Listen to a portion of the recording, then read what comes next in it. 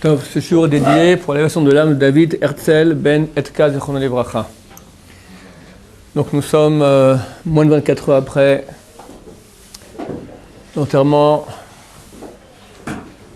J'espère que je pourrai parler normalement parce que je serai forcément très ému du grand Israël qui était non seulement le grand Israël, notre père, notre Rav, le père de tout âme Israël. Je crois que le public l'a prouvé hier. On n'a jamais vu un enterrement avec autant de personnes. J'étais à l'enterrement il y a 20 ans, 25 ans de Rav Moshe Feinstein, il y avait peut-être 200 000 personnes. Quelques années plus tard, il y a eu l'enterrement de Rav Shlomo Zalman Auerbach, Zatzal, 300 000 personnes. L'année passée, le Rav Eliashiv, il y avait peut-être 400 000 personnes. On m'a dit que sur Yahoo, ils ont dit un peu plus d'un demi-million. À TF1, ils ont dit 700 000. La police, ici, a dit 850 000. On sait quand la police dit, c'est avec rabais. Il y avait 900 000, voire 1 million de juifs hier pour enterrer un homme qui a étudié la Torah. Et à la radio, ils ont dit, paraît-il, que c'est le plus grand enterrement qu'il y a eu dans l'État d'Israël depuis sa création. Je dis, c'est des bobards. C'est le plus grand enterrement qu'il y a eu depuis que le peuple juif existe. Moshe Rabbeinu n'a pas été enterré, ni Aaron à Cohen. Peut-être Myriam. Allez, après Myriam, la sœur de Moïse, il n'y a pas eu d'enterrement d'une personne dans le peuple juif où il y a eu autant de monde. Les présidents de l'État d'Israël qui étaient le plus aimés, il y a eu à leur enterrement 2000 personnes. Et cet homme-là, qui a été poursuivi par les médias, on m'a dit que dans les médias, ils ont dit c'est une sorte d'ayatollah juif, d'accord, enfin, 850 000 personnes. Miracle, qu'il n'y a pas eu de blessés, qu'il n'y a pas eu de morts, qu'il n'y a pas eu de... On m'a dit qu'il y a un bâtiment qui s'est écroulé, de l'entier dessus, il s'est écroulé. Miracle, pas une personne n'est sortie blessée. Moi, où j'étais, à l'endroit où j'étais, bon, il y avait des mouvements de foule super dangereux. On voit les gens, ils vont avec des chaussures comme ça, ils ont trouvé une chaussure par terre. Alors, il y avait un poteau à côté de où j'étais, et sur le poteau, il y avait un petit rebord comme ça. Ils ont posé la chaussure là-bas. En 10 minutes, il y avait 30 chaussures. En 10 minutes, les reporters ont pris des photos d'ailleurs. 30 chaussures posées là-bas. C'était le petit coin où j'étais. Je ne sais pas combien de... Alors, aucun blessé au Hachem, mais quelques mille chaussures qui ont disparu, tellement il y avait une foule. Tout ça pour un homme qui a fait quoi? À la base, c'est Torah. Torah, Torah, Torah. La Gemara dit, le monde entier est nourri par mon fils Rabbi Hanan ben Dosa. Rabbi Hanan ben Dosa. Grâce à son mérite, que faisait Rabbi Hanan ben Dosa? Un étudiant en Torah, étudie la Torah dans son coin. Et pas quelqu'un, dit la Gemara, continue cette parole de Chazal, et Rabbi Hanan ben Dosa, il se suffit d'un cave, 1 kilo environ, 1 kilo de carub par semaine. Il vit de ça. La plupart de ses jours étaient en jeûne. Mince, dans son coin, un inconnu au bataillon. On ne connaît pas un type, c'est donc un rien. C'est la grandeur de la Torah. Les gens s'imaginent quelqu'un de grand, il a une grande villa, une grande voiture, un grand paquebot, on parle de lui dans les médias. Rien, je me souviens que le Rabbi Snaba Shaul, il y a 25 ans, il y avait un débat entre deux partis. C'était entre le Rav Shach d'un côté, d'Egel Torah et Shas. Et Deri, c'était donc le Rav Deri, le responsable de Shas. Il devait prendre une décision. Il dit, je pose la question au Rav Benson Abba Shaul. Les médias ont rapidement vérifié dans leur banque d'informations, c'est qui celui-là? Qui c'est celui-là? C'est le deuxième avec le Rav Ovadia, le plus grand rabbin farad du monde. Lui, le Rav Ovadia. Mais lui, il n'a pas fait ni politique, ni rien du tout. Il enseigne la Torah, c'est tout, à quelques élèves. Aucune information dans la banque d'informations. On ne connaît pas ce monsieur. Et pourtant, le monde tient sur ces gens-là. Et hier, il y a eu un Kiddush Hashem extraordinaire. Sanctification du nom de Dieu.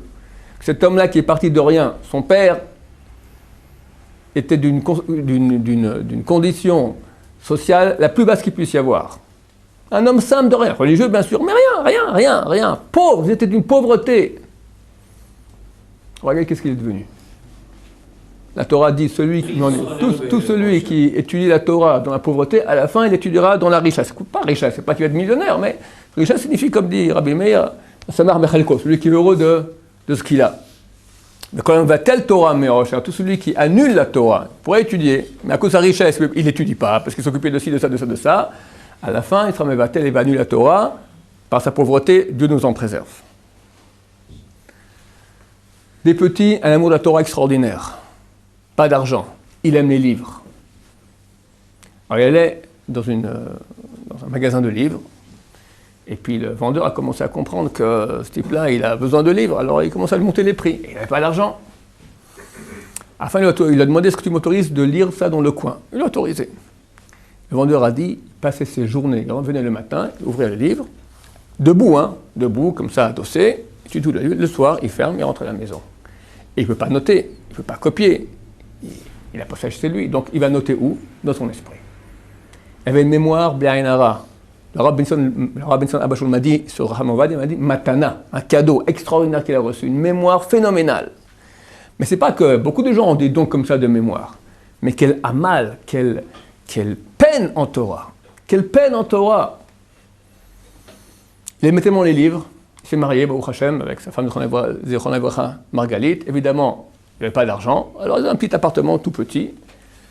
Et après un an de mariage, il vient voir le Rav. Le Rav, c'est Rabbi Ezra Atiyeh, le Rosh Yeshiva de Poat Yosef. Le Rav qui a formé le Rav Ovadia, le Rav qui a formé le Rav Ben Sion, le Rav qui a formé tous les Rabbanim à Sfarad de notre génération. Zechat Tzadik Vekadosh Livracha. Rav Ezra Atiyeh. Il va venir avec sa femme, on a problème de Shlom Bayit. Shlom Bayit, venez, on est dans mon bureau, tout ça. Rav Ovadia a problème de Shlom Bayit avec sa femme, qu'est-ce qui se passe? Il donne un petit appartement. Maintenant, on a une armoire. Il y a un lit, tout ça, il y a une armoire. Dans l'armoire, on ne peut pas mettre tout. Il y a les livres et il y a les robes de ma femme. Maintenant, tout l'été, on s'est arrangé.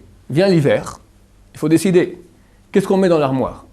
Nous, on mettait la moitié dans l'armoire, l'autre moitié au balcon. L'été, on a mis les robes, on a mis les livres au balcon, les robes dans l'armoire. Maintenant vient l'hiver. Si j'ai ces livres au balcon, qu'est-ce qui va se passer? Il va pleuvoir, ils sont fichus les livres. J'ai dit à ma femme qu'elle sorte toute sa garde-robe, qu'elle les mette au balcon. Le printemps, on fait la lessive et les robes sont comme neuves. Elle ne veut pas. Elle dit, alors, je ne vais pas mettre ma garde-robe au balcon sous la pluie, je ne vais pas voir mes robes comme ça gâchées. Alors il a vu ça, ok, je m'occupe de vous. Il recherche un appartement, une semaine, il avait un appartement déjà un peu plus grand pour mettre les livres. Ils étaient d'accord sur tout. J'ai oublié de dire aussi qu'il a fait un accord avec sa femme avant le mariage, que l'argent qu'il gagnait, c'était moitié pour la maison, de quoi manger, l'autre moitié pour acheter des livres. Il a une bibliothèque de centaines de milliers de livres. Centaines de milliers de livres. Et quand il a déménagé, parce que sa mémorisation aussi par la place, elle a la place, il sait maintenant, voilà, un livre qui est comme ça, comment on peut se mémoriser un livre, il est où? Il faut un ordinateur. Alors, quand il a déménagé, il habitait à Rechav, et après il a déménagé à Arnof, alors ils ont refait la bibliothèque, même configuration géographique, pour pas qu'il ait besoin de... Il vivait dans les livres. Et le pouvoir de concentration extraordinaire. Le Rav Hazan m'a raconté ce matin qu'il était à la yeshiva quand il était jeune avec un des petits-fils du Rav Ovadia. Et il y avait un cours un peu inintéressant à la yeshiva. Alors ils sont séchés et ils sont allés voir. Tiens, on va aller voir mon grand-père. Bon, le petit-fils il rentre, ils sont tapés comme ça. Et le Rav Hazan il a peur, tu rentres comme ça. Et puis il le voit comme ça en train d'étudier. Il dit, bon, non, tu peux parler normal, il n'entend absolument rien. Et les deux parlent comme ça. Et le Rav ne bouge pas, en train d'étudier dans ses livres, ne bouge pas. Du coup, il y a un truc qui tombe, ils ont fait tomber quelque chose, il ne bouge pas. Le téléphone sonne, il m'a dit, il y avait deux téléphones, un téléphone sur une petite étagère comme ça, un autre encore sur sa table, le téléphone sonne, il ne bouge pas. Et le Rav Hazan ne nous a pas parlé, tu peux y aller, c'est bon, il n'y a aucun problème, il ne nous entend pas. Concentration extraordinaire en Torah, ça me rappelle, je finirai après l'histoire avec le petit-fils, mais ça me rappelle au milieu, que quelques mois, quelques années, Eli Shai, donc le président du mouvement Chasse, est venu avec Bibi Netanyahu, Benjamin Netanyahu, le président de l'État, voir Raham Ovadia. Raham Ovadia est dans ses livres. Et il est en train d'étudier, ils attendent, et rien ne se passe. À la fin, Rav Ovadia dit quelque chose, il dit « Je ne peux pas, je n'ai pas le temps maintenant. Ne me dérangez pas. » À qui il dit ça? Au président de l'État d'Israël. Je veux dire, j'étudie la Torah. Ils ont attendu un quart d'heure dehors. Il avait un truc à finir, Rav Ovadia, il a fini, après, il les a fait rentrer. Un serviteur de Dieu. Dieu qui donne sa Torah, c'est la chose qui importe, c'est tout. Torah, Torah, Torah. C'est une histoire avec le Rav Chazan. Après, ça me fait de fil en aiguille. Le Rav Chazan, donc, pour finir, le petit-fils dit « Viens, on va prendre une bracha de mon père. » Alors il va, il touche, il secoue un peu. Là, alors, qu'est-ce qui se passe? Qu'est-ce que tu fais? Il est midi et demi. Qu'est-ce que tu fais ici? Tu nous prends une bracha. Une bracha, midi et demi, tu es en shiur. Allez, Shiva, pas de bracha. La bracha, c'est la Torah. Partez. Le Rav Chazan m'a dit que lui, il a déjà vu quand le Rav a commencé à voir sa montre, il est déjà parti en fuyant, il avait peur de la réaction du Rav.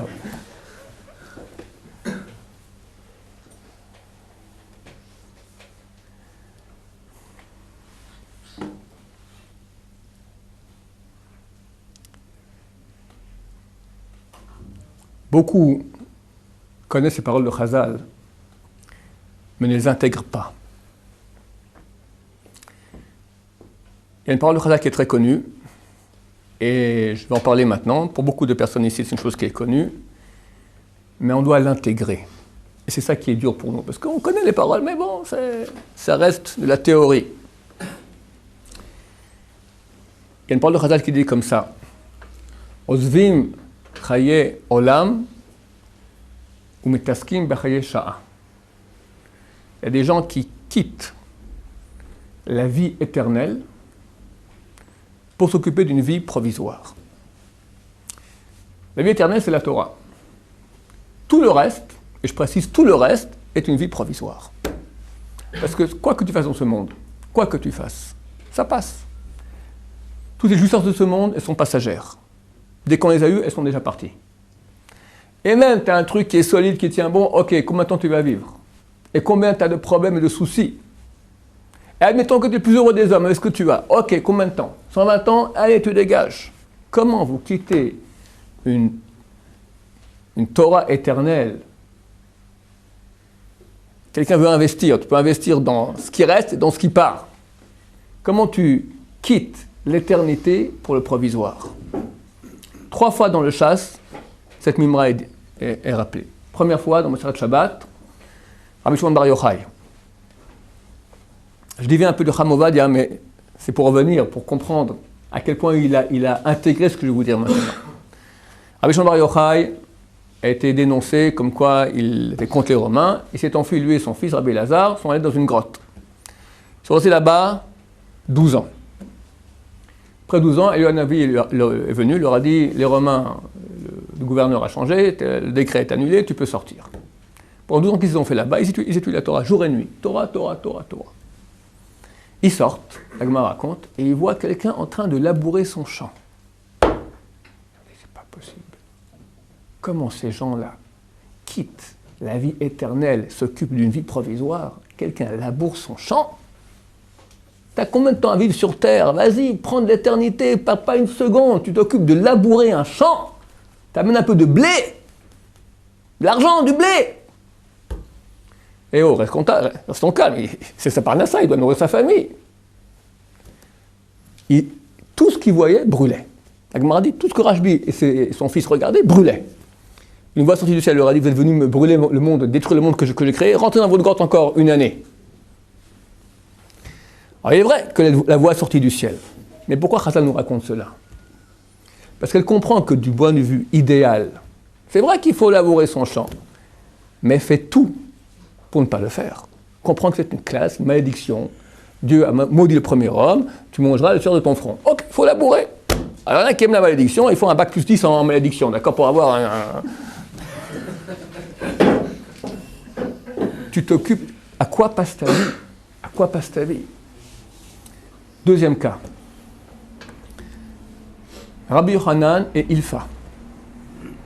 2 grands Talmidei Chachamim étudient la Torah à l'Yeshiva. Ils étaient mariés. La Gemara dit qu'ils étaient en Dorka Tuva. Leur situation était très très pressurisé, très dur au niveau Parnassa. Ils n'avaient pas de quoi manger, très dur. La femme dit on ne peut plus, les enfants ils ont faim. On tiendra encore, on tient plus. Ils ont dit les deux, ça va plus, on peut pas, on ne tient plus. Très pressé. On sort travailler. Bon, ils quittent la yeshiva, ils sont sur le chemin. Sur le chemin, ils voient un mur comme ça, un peu d'ombre, et bien on se repose un peu à l'ombre de ce mur. Rabbi Yochanan entend des voix d'anges qui disent, t'as vu ces deux-là? Ozvim chaye olam b'shitasek b'chaye.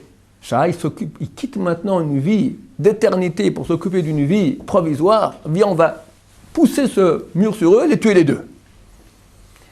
L'autre ange dit non, un des deux sera le grand de la génération. Le Hanan, il comprend qu'un des deux, il ne sait pas si c'est lui ou l'autre. Il dit, dis-moi, t'as entendu quelque chose? Il fait, il se repose, il mange son sandwich. Il a compris que c'était lui. Il dit, ok, moi je rentre à la yeshiva. Mais comment? Je rentre à la yeshiva. Rabbi Yochanan est rentré à la yeshiva. Ilfa n'était pas un petit. Ilfa est parti faire Parnassa, mais c'était un grand Torah. Quelques mois plus tard, Rabbi Yochanan est venu le grand de la génération. Ils l'ont intronisé, grand de la génération. Ilfa est monté sur le mât d'un bateau. Il dit, posez-moi n'importe quelle question que vous voulez. Si je ne réponds pas, je saute à l'eau. Un vieux chacham est venu poser une question comme ça, de derrière le fagot, un truc super. Et il a répondu. Mais non, il n'a pas été le grand de la génération. Comment tu as pu quitter quelques secondes de ta vie pour aller maintenant t'occuper? Mais de quoi on parle maintenant? On ne parle pas que c'était un type qui voulait s'amuser. Il devait nourrir sa famille. Regardez l'exigence, comment elle est grande. Chamovadia, le Rabben Sion, tous ces grands, ils avaient 1000 bonnes raisons de quitter les bancs de yeshiva. 1000 bonnes raisons. Le père de Rabben Sion Bachaou, il était cordonnier. Et a dit à son fils un jour, j'ai besoin de toi à la cordonnerie, tu viens. C'est en tant que Av, ton père, qui t'ordonne de venir à la yeshiva. Et dans les livres, c'est marqué, il a beaucoup hésité. Pendant 3 mois, il a hésité beaucoup. À la fin, il a dit non, je reste quand même étudier. Il a hésité. Parce qu'il faut une parnassa aussi. Et il dit heureusement que je refusais. Il est devenu un des grands d'Israël. Chamovadia idem. 3e cas où c'est marqué dans la Gemara, Rabbi Yochanan de nouveau avec Rav Hamnouna. Rav Hamnouna, les deux prient. Rabbi Yochanan, il finit sa mida, il fait 3 pas, et Rav Hamnouna, il continue.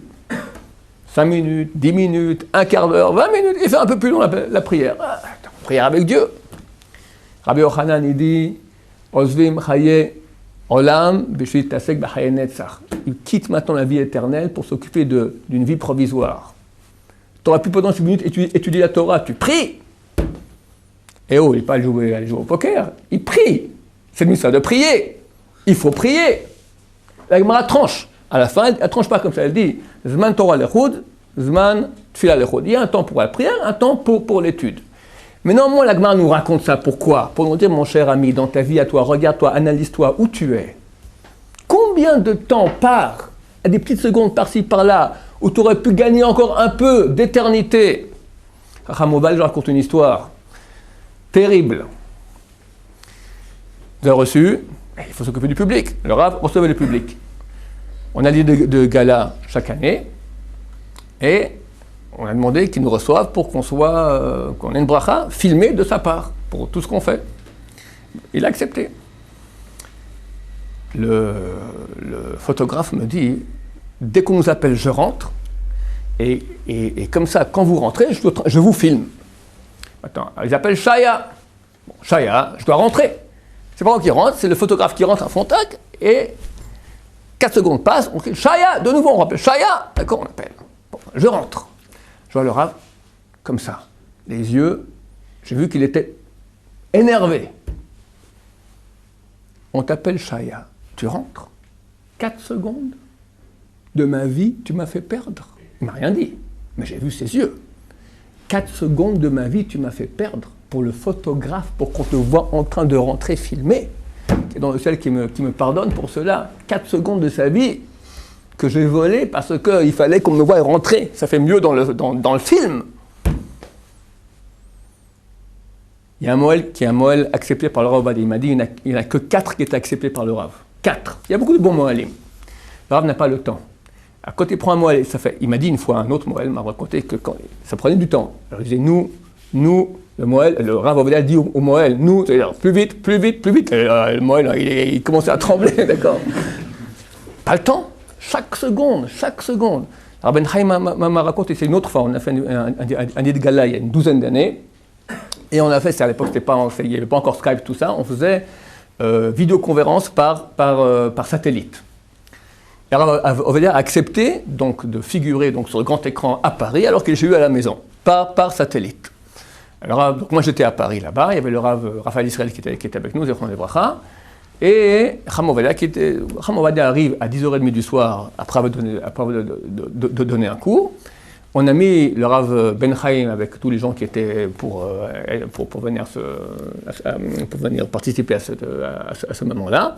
Le Rav Moshe, donc le fils de Rav Ovadia, les a mis tous dans la cuisine. Et Cham Ovadia devait rentrer, donc dès qu'il arrive, on met en marche le... Rav Ben Chaim me raconte qu'on entend la porte qui s'ouvre, Rav Ovadia arrive après une conférence comme ça. Après 20 secondes, ils étaient déjà dans le salon. Ils rentrent et voient Cham Ovadia, 15 livres ouverts autour de lui, déjà complètement concentré dans l'étude. 15 secondes, pardon, 20 secondes quand ils sont rentrés. Tu rentres, tu respires un peu, tu regardes par-ci, tu bois un café, tu bois un thé, et tu t'installes où est-ce que j'en étais. Pas perdre une seconde. C'est ça comprendre la valeur de la Torah, la valeur de chaque seconde de Torah. Et si on doit apprendre quelque chose de lui, c'est ça. Rav Yossi Asraf, un ami, il m'a dit, il est proche du Rav Ovadia, il m'a dit qu'à Kippour, il y a 2-3 ans, il y a le vidouille.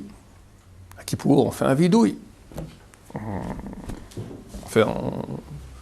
confesse ses péchés, on reconnaît les péchés qu'on a faits. Rav Ovadia fait le vidouille. Et tout à coup, pendant le vidouille, il éclate en sanglots. Et bien dans un quart d'heure, on ne peut pas l'arrêter. Il pleure et tout son corps, comme ça, en train de sangloter. Tout le public s'arrête, 200 personnes s'arrêtent, on attend qu'il puisse reprendre. Quel mot il a fait comme ça, j'ai péché, qu'il a pleuré un quart d'heure. Bitanu Toratecha. On a annulé l'étude de ta Torah, on n'a pas assez étudié. Que lui, toute son année, d'accord, c'est toute son année, on prend le Bitul Torah qu'il a fait, allez, vaille que lui arrive à ça pour un jour de ma vie à moi. Et il pleure à chaudes larmes. Comment j'ai pu à un moment quitter la vie éternelle pour m'occuper d'autre chose? Si on a une chose à apprendre de ce père de peuple d'Israël qui est parti, c'est cela. Ça shkida en Torah. Alors évidemment, quand on aime la Torah, on étudie la Torah, on n'arrête pas, on grandit en Torah. Dès très tôt, les grands déjà voyaient que c'était la future génération. Le Rav Shmuel Auerbach hier, dans les Spédim, dans l'oraison funèbre, a dit que son père lui avait dit il y a 70 ans, il y a un élève, Aporat Yosef, il sera le grand de la future génération. Lorsque Rabbi Raphaël Baruch Toledano est venu du Maroc, c'était le grand rabbin du Maroc, il est venu en Israël à Yerushalayim. Alors Ben Zion, Zatzal et Cham Ovadia se sont dit, viens, on va lui annoncer Baruch Haba, bienvenue ici en Israël. Il tape à la porte, le Rav ouvre la porte, Shalom, qui vous êtes, voilà, le Rav Ben Zion, le Rav Ovadia Yosef, venez entrer s'il vous plaît. Quel Ovadia Yosef? Il y a un Rav Yosef qui a écrit Yabia Omer, c'était le premier, aujourd'hui il a fait 10 volumes, mais après un volume qui était sorti, Yabia Omer, c'est donc les réponses du Rav Ovadia Yosef sur les questions de Halacha. Et oui, c'est moi qui ai écrit ça. Menteur. T'as pas honte? Quel âge tu as? T'as 22 ans. Pour écrire un bouquin comme ça, il faut au moins 50 ans d'études. 50 ans d'études. Il y a plus de 500 livres qui sont mentionnés là-bas. Comment un jeune homme comme toi peut écrire un livre? Et bon, pour Fanny, il a dû reconnaître. Incroyable. Je vous dis, moi je suis un petit en Torah, mais quand on rentre, on voit une richesse. On voit les poskim, il y a déjà 2-3 siècles, part d'un midrash qui aurait dit ça, et personne ne le trouve. Voilà, et je l'ai trouvé, il est là-bas, tac, il donne la référence. Ouais, je comprends pas. Inimaginable. Le pouvoir de concentration. Rav Sud m'a raconté ce matin qu'il a un ami ici, Rav Saadon, qui était, pendant quelques années, était le bras droit du Rav Ovadia. Donc il le prenait, il le ramenait, etc. Et un jour, donc, ils ont été faire des conférences, etc. Ils sont venus très tard, c'était très loin dans le pays, ils sont revenus. Et à 2h du matin, donc, ils arrivent et Rav Ovadia s'installe étudier. En passant, il faut savoir que l'étude principale de ces grands Torahs, c'est pendant la nuit. Je me souviens que le Rav Ovadia Yosef, il y a 25 ans, j'ai eu la chance de rentrer chez lui avec mon père à Soukot, tout ça, ils ont parlé un peu. Alors il parlait de ça, et en passant, il a dit on me dérange toute la journée, seul moment où je peux étudier tranquille le mieux, bah, c'est entre 3 et 5 heures du matin. La personne vient me déranger. C'est la meilleure heure pour étudier. Bon, je ne vous conseille pas de le faire parce qu'on est un peu endormi après durant toute la journée. Lui tenait bien. Une fois, le Rav Suid l'a appelé. C'était il y a 30 ans, on pouvait appeler, on appelait, il répondait, d'accord. Il appelle à 8 heures du matin. Sa femme qui répond. Est-ce que le Rav est là? Non, il dort. Le Rav Suid, il dort, mais il est déjà 8 heures du matin. Il faut se lever, quoi. Enfin, un type dans 8 heures, maintenant on est levé. Sa femme lui dit, mais tu crois que mon mari, c'est un avraire? Un avraire, il étudie 4 heures le matin, 3 heures l'après-midi, encore 2 heures le soir, encore 1 heure s'il est vraiment super. À minuit, il va dormir. C'est pas un avraire. Toute la nuit, il a étudié. À 7h30, il est venu la prière, il est dormir maintenant. C'est que le Rabbi Tzon Bachoul m'a dit, il était très malade à la fin de sa vie, il m'a dit, même comme un avraire, je n'étudie plus aujourd'hui. Même comme un avraire. Pour lui, c'est des halettes. Un avraire, 9 heures par jour, c'est nul. Même comme un avraire, je ne peux plus étudier aujourd'hui. Alors, Rav Saadon, à 2 heures du matin, il quitte le Rav Ovadia et il le voit, il est sur l'échelle. Parce que dans sa grande bibliothèque, il y avait une échelle, d'accord, une échelle. Il a pris un livre comme ça et ok, à demain, tout ça. À 7 heures du matin, Rav Saadon vient pour dire au Rav, pour l'accompagner, pour aller à la prière de Shachrit. Il le voit en même position, avec le même livre comme ça. Il dit, Kvod Rav, la prière. Mais ça va pas? Qu'est-ce que tu me dis la prière? Va dormir. On s'est dormi il y a 2 minutes, n'est-ce pas? Kvod Rav, 5 heures sont passées. C'est Shachrit déjà maintenant, 7 heures du matin. Il a laissé comme ça, en même position, dans le livre concentré, il n'a pas vu le temps passer. 5 heures sont passées comme ça, dans le livre. Le Rav Eliashiv, Zatzal, le grand de la génération, bougeait très très peu. 4-5 fois de sa vie, il a quitté Yerushalayim. D'ailleurs, une de ces fois, c'était pour aller demander au Rav Ovadia Yosef, lui et le Rav Zolti, on demandait au Rav Ovadia Yosef, qui était à l'époque le grand rabbin de Tel Aviv, demandait de venir accepter d'être le grand rabbin d'Israël. Et le Rav Ovadia n'a pas voulu. Il a dit, je suis bien, et après, pour finir, il a accepté, mais il a dit, j'étais bien Tel Aviv, d'abord quand je disais quelque chose, on le faisait, on a fait des mikvaot, on a fait des synagogues, et je pouvais étudier. Les gens m'écoutaient, donc j'ai du temps, je pouvais étudier. Dès que je suis venu du grand rabbin d'Israël, un casse-tête terrible. Bon, il a pris sur lui ça aussi. C'est une des seules fois où Rav Eliashiv, 3-4 fois de sa vie, il a quitté Yerushalayim, le Rav Eliashiv. Le Rav Eliashiv ne quittait pas sa maison, très très rarement. Et un jour, il a appris que Rav Ovadia s'est blessé. Il s'est blessé la main. Il a dit, il faut que j'aille faire un Bikur Cholim. Bikur Cholim, donc visiter les malades. Mais bon, Rav Eliashiv n'a pas visité un malade, qu'est-ce qu'un casse une main, chacun se casse une main, on ne va pas aller lui faire un Bikur Cholim. Pourquoi il a dit, ça c'est un Bikur Cholim spécial. Qu'est-ce qui s'est passé? Rav Ovadia était au haut de son échelle en train d'étudier. Puis il cherchait il a trouvé exactement ce qu'il fallait, il est parti. Il a oublié qu'il était sur l'échelle. Et il est tombé, il s'est cassé la main. Rav Eliashiv a dit, un Bikur Cholim comme ça, je viens. D'accord, un amour pareil de la Torah. Donc très tôt, c'était un homme qui était censé devenir, et Baruch Hashem est devenu un des grands d'Israël. Il était très proche du grand de la Torah à l'époque, c'est le Rav Pessar Frank, qui était un des grands de la Torah ici, qui donnait un cours quotidiennement à des Talmidei Chachamim, Ashkenaz, vieux de 40, 50, 60, 70 ans, d'accord. Et venait un petit jeune homme, Sfarad, Rav Ovadia, venait écouter aussi le shiur. Et quand Rav Ovadia rentrait, le Rav Frank, il s'est levé comme ça. Alors, les Ashkenazim ont dit en yiddish, ils disent, pourquoi vous levez devant ce Frank? Frank, c'est un mot péjoratif pour dire un Sfarad un peu noir comme ça, basané, d'accord? Il a dit, cette personne-là sera le grand de la génération suivante. Donc, très très jeune, Baruch Hashem était très grand, il était très ami avec le Rav Ben Zion. Donc, ils allaient tous les jours, les deux, ils partaient, ils étudiaient à la yeshiva Porat Yosef, qui était à l'époque dans la Véville, en face du Kotel. C'était avant la guerre de 47, avant l'indépendance de l'État d'Israël. Donc il partait le matin une demi-heure en route, il faisait la Gemara, la révision de la Gemara par cœur d'hier, et quand ils revenaient ensemble, c'était aussi la révision de la Gemara qu'ils venaient d'étudier. Et comme ça, tous les jours. Après, ils ont habité l'un au-dessus de l'autre aussi. Les deux étaient. Et le Rav Bession, c'est lui qui corrigeait, il relisait avant que le Rav édite son livre, c'est le Rav Bession qui corrigeait, avait amené toutes ces annotations à ce que faisaient à tous les responsables du Rav Ovadia Yosef. Le Rav avait une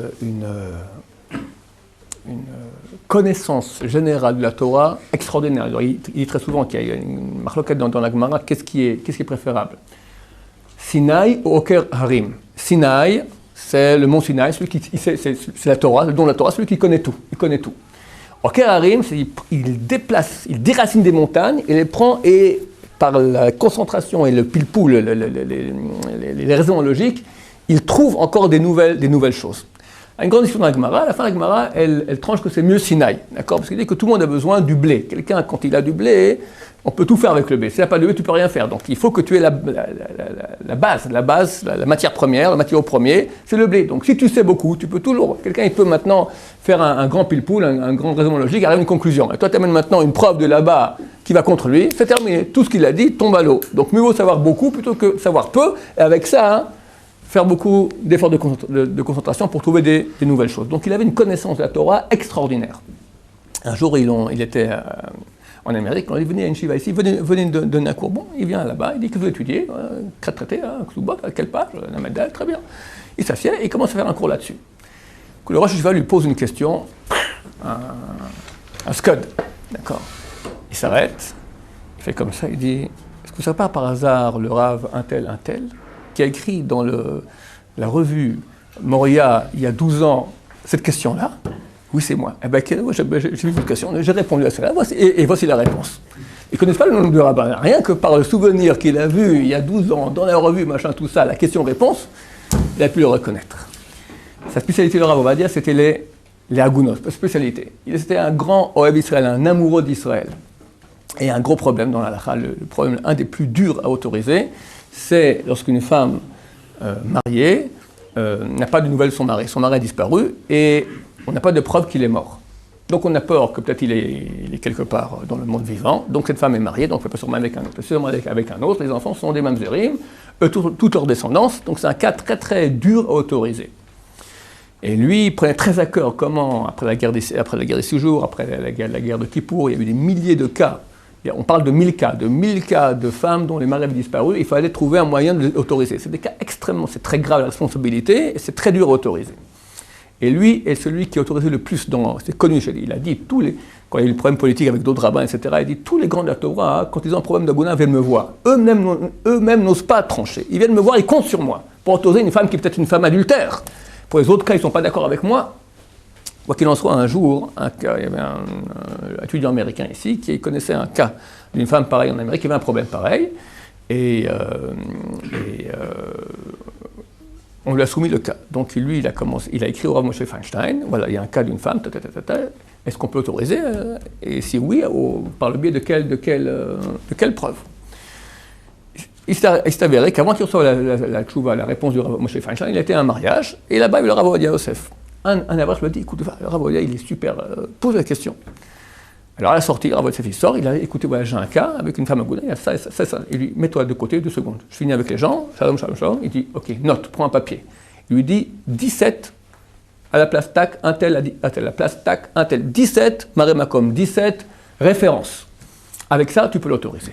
Et il part. La semaine d'après, il reçoit une lettre de Rav Moshe Feinstein, qui parmi les 17 cite 6. Rav Moshe Feinstein a cité 6 endroits. Le Rav Ovadia Yosef, en sortant d'un mariage de tête, lui cite maintenant 17 pour autoriser. On parle maintenant pas d'un cas d'épicerie facile, je vous parle maintenant des cas les plus durs de la halakha, comment autoriser. Le Rav Ovadia Yosef, le fils de Rav Ovadia Yosef, hier dans l'oraison funèbre, a raconté que lorsque son père a eu sa première crise cardiaque il y a quelques bonnes années, je crois 12-13 ans, le cardiologue lui a dit qu'il devait faire d'urgence une thromboscopie. Donc on fait rentrer un tuyau avec une photo, avec un appareil photo jusqu'au cœur, d'accord, près du cœur, c'était vraiment urgent. Alors on va dire Yosef a refusé. Il dit, je dois absolument rentrer à la maison au moins 3 heures. Le cardiologue dit, mais vous êtes en danger de mort, on ne peut pas faire une chose pareille. Il me faut absolument 3 heures.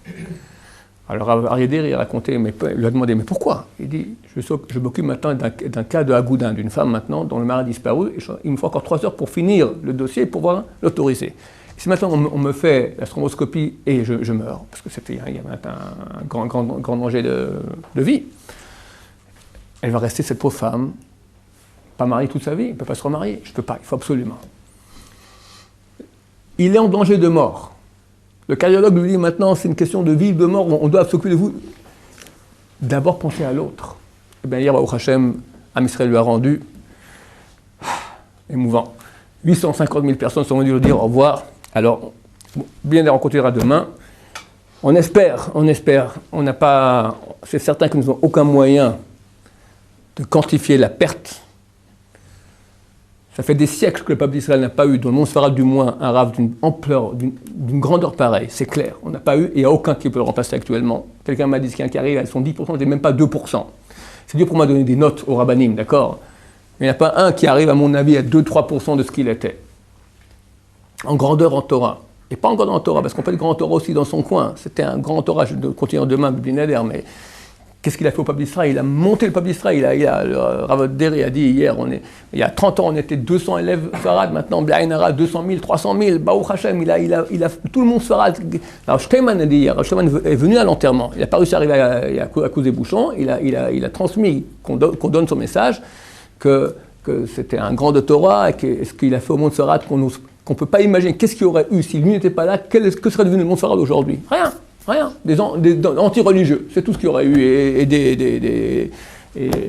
de la mafia, d'accord, dans les couches sociales un peu moins élevées. Et grâce à lui, il a monté ainsi le monde Sfarad. Que son mérite nous protège, je suis convaincu, évidemment je peux me tromper comme d'habitude, je suis convaincu qu'il est parti, il y a des bonnes raisons, je suis convaincu qu'il est parti maintenant demander à Dieu, grâce à tous ses mérites, qui est bientôt la relève, Mashiach. Je crois que seulement le Mashiach peut remplacer Chacham Ovadia aujourd'hui, qui parte là-bas, qui demande à Dieu de cesser la galoute. La situation aujourd'hui, elle est déplorable de tous les côtés, ça part dans tous les sens, et que Dieu, par le mérite de Chacham Ovadia, et qui voit toutes les souffrances du peuple d'Israël, dise halte à toutes nos souffrances, Amen Mashiach, Bimar, Amen, Amen.